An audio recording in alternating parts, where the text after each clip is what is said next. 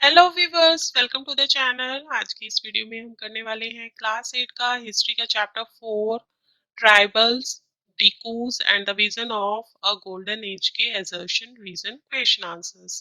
तो चलिए शुरू करते हैं हमारी वीडियो। सबसे पहले डायरेक्शंस डिस्कस कर लेते हैं। असर्शन रीजन क्वेश्चन आंसर्स के अंदर जो ऑप्शंस गिवन होते हैं, तो सबसे पहले जो ऑप्शन होता है वो होता है both A and R true and R is correct explanation of A. Here, A stands for assertion and R stands for reason. Next option जो होता है वो होता है both A and R are true but R is not correct explanation of A. Next is A is true but R is false. Next is A is false but R is true and next is both A and R are false. ये 5 options होते हैं जिसमें से हमें right option opt करना होता है according to the statement. आगे चलने से पहले आपको बता दें, चैनल पर दिखाई जाने वाली सभी videos classes wise different playlist में ग्रुप की गई है और सभी प्लेलिस्ट के लिंक आपको डिस्क्रिप्शन बॉक्स में मिल जाएंगे। तो चलिए शुरू करते हैं। हमारा आज का पहला असर्शन है tribal people had been leading an independent and isolated life for centuries in different parts of India. कि जो ट्राइबल पीपल्स हैं वो एक इंडिपेंडेंट और आइसोलेटेड लाइफ जी रहे हैं centuries of from the centuries in different parts of India. India के डिफरेंट पार्ट्स में सौ सालों से। Reason provided is they enjoyed customary rights over forest products on which they depend and live a subsistence life. Reason कहता है कि अपना customary right समझते हैं, फॉरेस्ट प्रोडक्ट्स के ऊपर अपना राइट समझते हैं, अपना अधिकार समझते हैं, क्योंकि उनका पूरा जो लाइफ है वो फॉरेस्ट प्रोडक्ट्स पर ही डिपेंड करता है। और दूसरा क्या है कि वो सबसिस्टेंस लाइफ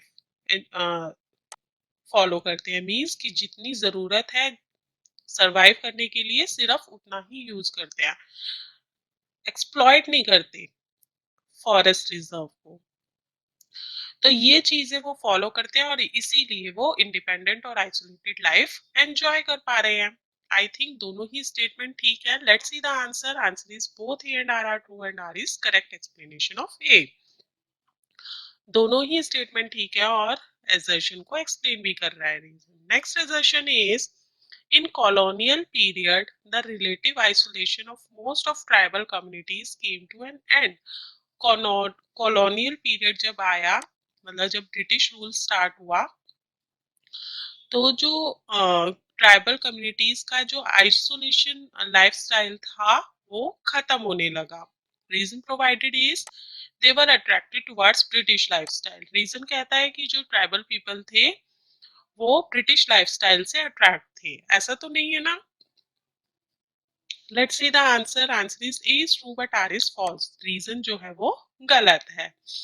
क्यों? क्योंकि रीजन क्या था कि क्यों जो ट्राइबल कम्युनिटीज थी वो खत्म क्यों हो रही थी? Because they were affected by the policies applied by British people on them.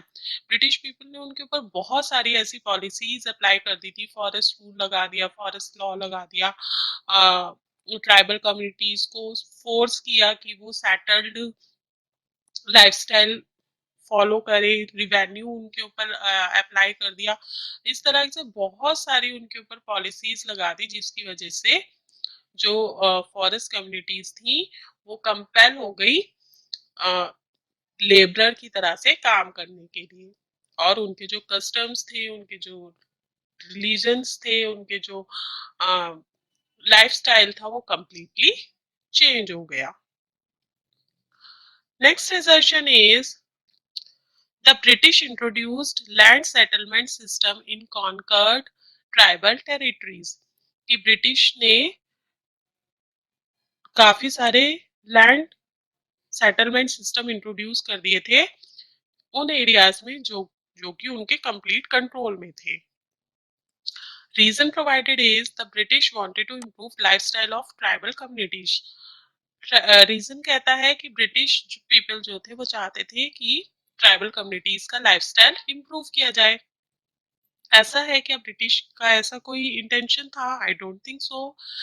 Let's see the answer. Answer is A is true but R is false. Reason जो है वो गलत है। ब्रिटिश पीपल्स ने लैंड सेटलमेंट सिस्टम क्यों introduce किया था? क्योंकि they wanted to ensure their regular revenue collection. वो चाहते थे कि उनको एक रेगुलर कलेक्शन मिलता रहे, मनी उनका जो रेगुलर फ्लो है वो बना रहे, जिससे कि उनका जो सिस्टम है, जो एक्सपेंसेस है वो कवर होते जाए, इसलिए उन्होंने लैंड सेटलमेंट सिस्टम इंट्रोड्यूस किया था। ट्राइबल कम्युनिटीज के लाइफ से उनको कोई इतना कोई वो नहीं था, को इम्प्रूव करने का कोई उनका इरादा नहीं था। Next assertion is tribal people called merchants, middlemen and moneylenders as ticus. Tribal people merchants को, मिडिलमैन को और मनी लैंडर्स को डिकूज बोलते थे। Dikus means foreigners, outsiders. उनके लिए वो लोग डिकूज के बराबर थे।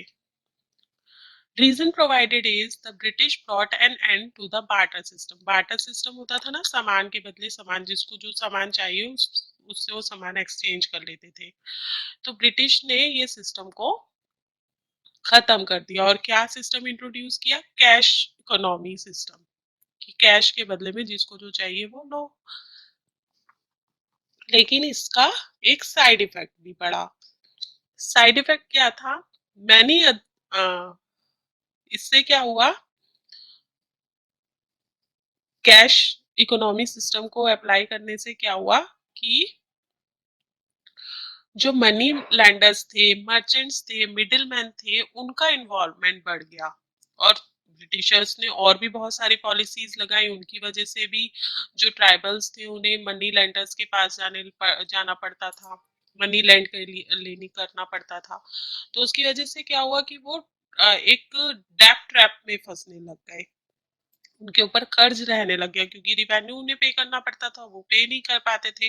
और जो मनी लैंडर्स थे, मर्चेंट्स थे, वो जो थे वो बहुत रूड थे, उनका बिहेवियर काफी रूड था टुवर्ड्स द ट्राइबल्स। तो उसकी वजह से जो ट्राइबल्स थे बहुत ज्यादा सफर कर रहे थे, तो इस वजह से वो उनको डिकूस बोलते थे। आई थिंक दोनों ही स्टेटमेंट ठीक है और रीजन जो है वो एक्सप्लेन कर रहा है। Let's see the answer. Answer is both A and R true and R is correct explanation of A.